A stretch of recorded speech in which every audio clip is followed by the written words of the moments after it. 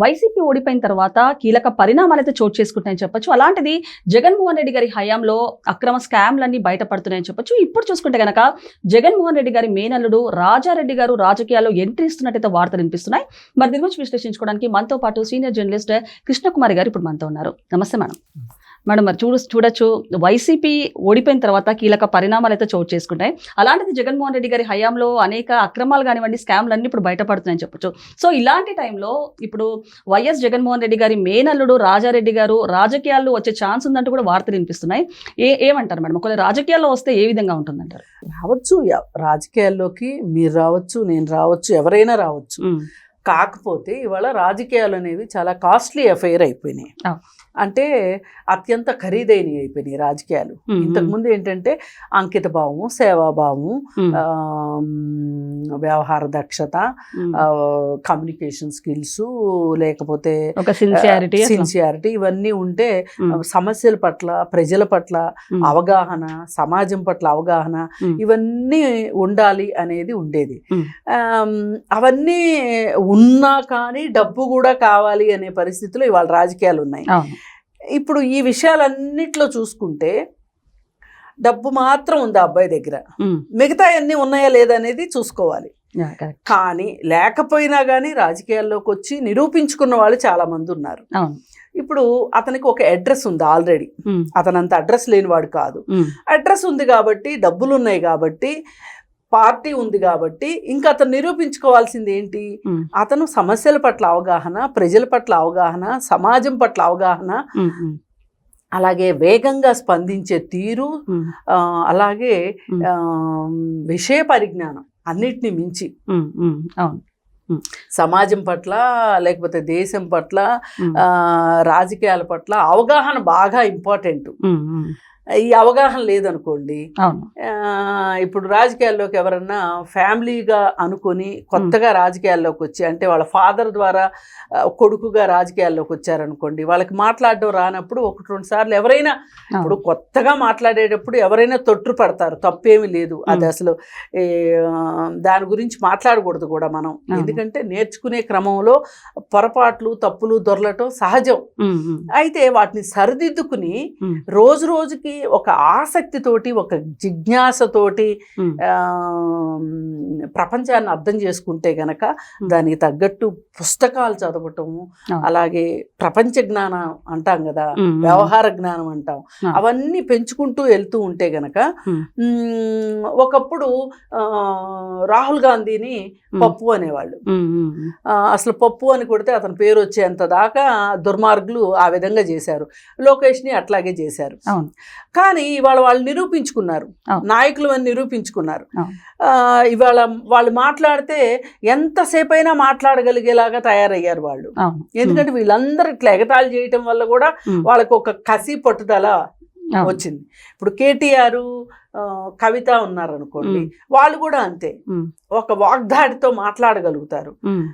వాళ్ళకి ఎంత అవినీతి మార్కులు అంటినయి అనేది అందరికీ తెలిసిన విషయమే. అయినప్పటికీ వాళ్ళు ఒక విషయ పరిజ్ఞానంతోనే మాట్లాడతారు, కమ్యూనికేట్ చేయగలుగుతారు. ప్రజలకి అర్థమయ్యే భాషలో, ప్రజల భాషలో మాట్లాడగలుగుతారు వాళ్ళు. ఇప్పుడు రాహుల్ గాంధీ కానీ, లోకేష్ కానీ అది నేర్చుకున్నారు. ఒకప్పుడు అనుకునేవాళ్ళు ఆంధ్ర వాళ్ళు, చూడు కేసీఆర్కి చక్కగా మాట్లాడే పిల్లలు ఉన్నారు, లోకేష్ మాట్లాడలేకపోతున్నాడు అని.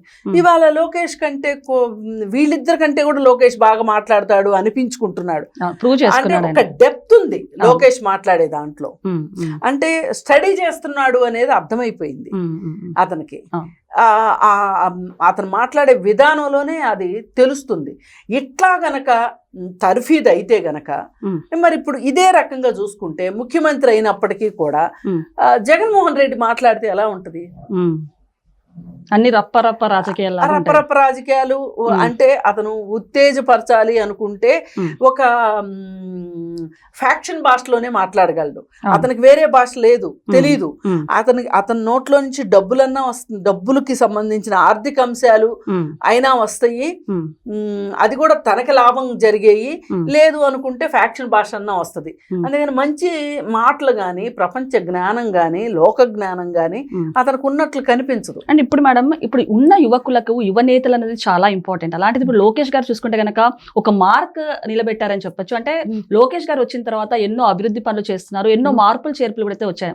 అలాంటిది ఒకవేళ రాజారెడ్డి గారు వస్తే ఏ విధంగా ఉండబోతుందంటే? నెక్స్ట్ ఇతను కూడా సమస్యల పట్ల అవగాహన పెంచుకుని సమాజం పట్ల అవగాహన పెట్టుకుని అసలు రాజకీయం అంటే ఏంటి, రాజకీయాలంటే ఏంటి, అసలు రాజకీయం అంటే అది ఒక ఫ్యాషనబుల్గా ఒక మార్కెట్లోకి వచ్చిన కొత్త బ్రాండ్ టీషర్ట్ లాంటిది అయితే కాదు.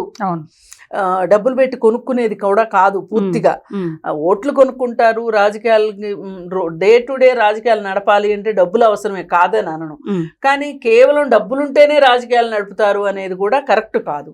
అందుకని ఇప్పుడు అతనికి నిజానికి షర్మిల నిరూపించుకోలేకపోయింది రాజకీయాల్లో. మరి నిరూపించుకోలేకపోయినప్పుడు ఆవిడకి ఇంకా రాజకీయాల మీద ఇంట్రెస్ట్ పోలే. అదేం తప్పు కూడా కాదు. మరి తన కొడుకుని రాజకీయాల్లోకి తీసుకురావాలనుకుంటుంది, ఇది కూడా తప్పు కాదు. అయితే కొడుకుని తర్ఫీదు ఇంపార్టెంట్. ఇవాళ రాజకీయ పాఠశాలలు ఉన్నాయి, రాజకీయాలు నేర్పే పాఠశాలలు ఉన్నాయి. ఇప్పుడు చింతకాయల అయ్యన్న పాత్రుడు కొడుకు, అతని పేరు ఏదో ఉంది, చింతకాయల ఏదో ఉంది, అతను బాంబేలో ఈ పాలిటిక్స్, ఎకనామిక్స్ ఇవన్నీ నేర్పించే స్కూల్ ఒకటి ఉంది. రాజకీయ నాయకుల్ని తయారు అంటే వాళ్ళు ఏం చేస్తారు అంటే అన్ని ఎక్స్పీరియన్స్ చేయిస్తారు, చెప్తారు రాజకీయాల గురించి, ట్రైనింగ్ లాగా ఇస్తారు. అది నేర్చుకున్నాడు అతను, అక్కడికి వెళ్ళొచ్చాడు. ఇప్పుడు అతను రాజకీయాల్లో స్థిరపడ్డాడు. పాత వాళ్ళకి అవేమీ లేవు, ఏమీ లేకపోయినా నేర్చుకోగలిగారు. ఇవాళ అలా కాదు, ఇవాళ కాంపిటీషన్ ఎక్కువ. ఇవాళ ఆ నాయకుడి కొడుకు వచ్చేస్తున్నాడు, ఈ నాయకుడి కొడుకు వచ్చేస్తున్నాడు, డబ్బులున్న వ్యాపారస్తుల కొడుకులు వచ్చేస్తున్నారు, రౌడీలు కూడా రాజకీయ నాయకులుగా రూపాంతరం చెందిపోయారు. మరి ఇలాంటి పరిస్థితుల్లో మరి కాంపిటీషన్ ఉన్నప్పుడు మనం తర్ఫీదు పొందాల్సిన అవసరం ఉందా లేదా? అని ఇంకొకటి మేడం, అంటే అప్పుడున్న రాజకీయ నాయకులకి ఇప్పుడున్న రాజకీయ నాయకులకి తేడా ఉందని చెప్పొచ్చు. అంటే అప్పట్లో చూసుకుంటే కనుక ఒక స్టాండర్డ్ ఉండేది, ఒక జెన్యూనిటీ ఉండేది. ఇప్పుడు చూసుకుంటే కనుక అక్రమాలకి, స్కామ్లకి, కరప్షన్లకి. అంటే ఇప్పుడు ఒకరిని చూసి అందరూ అలా ఉన్నారని అనుకోవద్దు. ఎంతో కొంత అయితే మటుకు అవినీతి రాజకీయాల్లో, రాజకీయ నాయకుల్లో అవినీతి పెరిగిందని మనం ఒప్పుకోక తప్పదు. ఎప్పుడూ ఉంది, ఇవాళ కొత్తగా వచ్చింది అంటానికి లేదు, ఇవాళ పర్సంటేజ్ పెరిగింది. అయితే ఈ పరిస్థితుల్లో ఇప్పుడు అసలు నిజంగా యువరక్తం అవసరం. చాలా మంది పెద్దవాళ్ళు అయిపోతున్నారు. ఈ పెద్దవాళ్ళు అయిపోతున్న వాళ్ళు రాజకీయాలకి సలహాలు ఇచ్చేవాళ్ళుగా మారి యువతకి అవకాశాలు ఇవ్వాలి. ఇప్పుడు ఎప్పుడు చూడండి ముసలోళ్ళే మాట్లాడుతూ ఉంటారు. అంటే ఒక 70 ఏళ్ళోళ్ళు, 80 ఏళ్ళోళ్ళు వేదికల మీద మాట్లాడుతూ ఉంటారు. ఈ జబ్బు అన్ని పార్టీలకి ఉంది, ఒక పార్టీ అని కాదు. ఇప్పుడు ఈ కింద పాత రోజుల్లో రాజరికంలో కూడా ఇలాగే ఉండేది. ఆ తండ్రి చచ్చిపోయేంత వరకు ఆ పెద్ద కొడుకుకి అధికారం వచ్చేది కాదు. మళ్ళీ ఆ కింద కొడుకులు అరే మేము పెద్ద కొడుకుగా పుట్టలేదు, పెద్ద కొడుక్కి రాజ్యాధికారం. అప్పట్లో వాళ్ళు ఇక కుట్రలు, కుతంత్రాలు అన్నీ తెలుసు కదా మనకి. రాముడు అడవుల్లోకి వెళ్ళింది కూడా ఈ విషయం గురించే కదా. అందుకని అలా అప్పుడు అలాంటి సమస్యలు ఉండేవి, ఇప్పుడు అలాంటి సమస్యలే. అందుకని యువత రావాలి. ఈ రకంగా చూసుకుంటే కనుక షర్మిల కొడుకు రాజారెడ్డిగా, రాజశేఖర్ రెడ్డి మనవడిగా, మరి ఆ రాజారెడ్డి గారి ముని మనవడిగా రాజారెడ్డికి ఎంతో కొంత ఎంట్రీ ఈజీ అవుతుంది. ఎందుకంటే వాళ్ళ బ్లడ్ కాదండి, బ్లడ్డే కాదు, అది కుటుంబంలో వారసత్వంగా వస్తుంది. నేను ఒకటే చెప్తాను, బ్లడ్ గ్రూపులు ఎన్ని ఉన్నాయి, ఆ అన్ని బ్లడ్ గ్రూపులే ఉంటాయి. అది జూనియర్ ఎన్టీఆర్కైనా అదే, సీనియర్ ఎన్టీఆర్కైనా అదే, బాలకృష్ణకైనా ఎవరికైనా సరే వీళ్ళందరిలో ఒకే బ్లడ్ గ్రూప్ ఉండదు. మరి ఈ లెక్కన మీరు బ్లడ్ అనేటట్లయితే తండ్రి బ్లడ్ కొడుకు ఎక్కించాలి, లేదంటే కొడుకు బ్లడ్ తండ్రికి ఎక్కించాలి. ఎక్కిస్తారా? అట్లా ఎక్కిస్తే చచ్చూరుకుంటారు. అందుకని ఏంటంటే వారసత్వంగా వస్తున్నాయి ఈ రాజకీయాలు. ఈ వారసత్వంగా వచ్చినా సరే వీళ్ళని నిరూపించుకోవాలి. ఇప్పుడు చిరంజీవి కొడుకు హీరోగా వచ్చాడు, మొదటి 2-3 సినిమాల్లో అతను చూసిన వాళ్ళు ఎవరు కూడా అతను ఇంత నిలదొక్కుంటాడని అనుకోలే.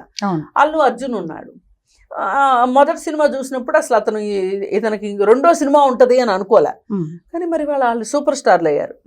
ఒక ఎంట్రీ వరకు పనికి వస్తుందండి ఏదైనా, కానీ ఎంట్రీ ఇచ్చిన తర్వాత నిలబెట్టుకోవాల్సిన బాధ్యత మటుకు వాళ్ళదే. అది రాజారెడ్డి నిలబెట్టుకుంటే గనక, పైగా ఇప్పుడు వాళ్ళ అమ్మ కాంగ్రెస్ పార్టీలో ఉంది, అతను కాంగ్రెస్ పార్టీలో యువతకి ఎప్పుడు కూడా అవకాశాలు ఉంటాయి. అందుకని అతను ఒక మంచి లీడర్గా ఎదిగే అవకాశం అయితే ఉంది. కానీ ఇప్పుడు మనకి బ్యాంక్ లోన్ ఇచ్చినప్పుడు కండిషన్స్ అప్లై అని రాస్తారు చూడండి, షరతులు వర్తిస్తాయి. నేను ఆ టర్మ్స్ అండ్ కండిషన్స్ చెప్పేది ఏంటి అంటే, అతను సమాజం పట్ల అవగాహన ఉండాలి, ప్రజల సమస్యల పట్ల హృదయంతో ఆలోచించగలిగి ఉండాలి. ఇవన్నీ గనక, ఈ క్వాలిటీస్ అన్ని ఉంటే గనక ఎందుకు రాకూడదు, అతనైనా రాజకీయాల్లోకి రావాలి. ఇంకొకటి మేడం, అంటే చాలా మంది యువత కూడా రాజకీయాలకు రావాలని చాలా మంది అనుకుంటుంటారు. సో అలాంటి వాళ్ళకి అసలు రాజకీయాలు రావాలంటే ఎలాంటి క్వాలిటీస్ ఉండాలి, ఒకసారి మీరు ఎలాంటి మెసేజ్ ఇస్తారు? ఇవాళ రాజకీయాల్లోకి రావాలనుకునే వాళ్ళు అందరూ కూడా ఎలా వస్తున్నారు అంటే, నిన్న మొన్న చెప్పులు లేనివాడు చెప్పులు వస్తున్నాయి వాడికి రాజకీయాల్లోకి వెళ్ళగానే, స్కూటర్ మీద సైకిల్ కూడా లేని వాడికి సైకిల్ వస్తుంది, సైకిల్ వచ్చాక స్కూటర్ వస్తుంది, స్కూటర్ వచ్చాక కారు వస్తుంది. ఇవన్నీ చూసి ఇతనికి పైగా దీంతో పాటు ఒక అధికారం కూడా వస్తుంది. ఇవన్నీ చూసి మనం కూడా రాజకీయాల్లోకి వస్తే ఇలా ఉంటది అనుకుంటున్నారు చాలా మంది. ఇది చాలా చాలా ఇలాంటి ఉద్దేశాలు ఉంటే మటుకు మీరు అసలు రాజకీయాల్లోకి రాకండి. రాజకీయాలు ఎట్టి పరిస్థితుల్లోనూ ఇది ఒక కంఫర్టబుల్ వ్యవహారం అయితే కాదు. ఖచ్చితంగా డబ్బులు సంపాదిస్తాము అనేది కూడా లేదు. అందుకని ఏంటి అంటే, మీరు నిస్వార్థమైన సేవను అందిస్తూ ఉంటారు, పని చేస్తారు ప్రజల కోసం, మీకు కీర్తి వస్తుంది, కీర్తితో పాటు డబ్బులు కూడా వస్తాయి అనేది ఆటోమేటిక్గా వస్తుంది. వ్యాపారం ఏదైనా పని చేస్తూ ఉంటే మీరు పని చేస్తూ వెళ్ళండి, డబ్బులు వస్తాయి అంటాం కదా, అట్లాగే రాజకీయాలు కూడా అలా చూడాల్సిందే తప్పితే, కానీ డబ్బులే వస్తాయి అని చెప్పి రాజకీయాల్లోకి దయచేసి రావద్దు. ఇది అందరి వల్ల అయ్యే పని కూడా కాదు. Okay madam, thank you.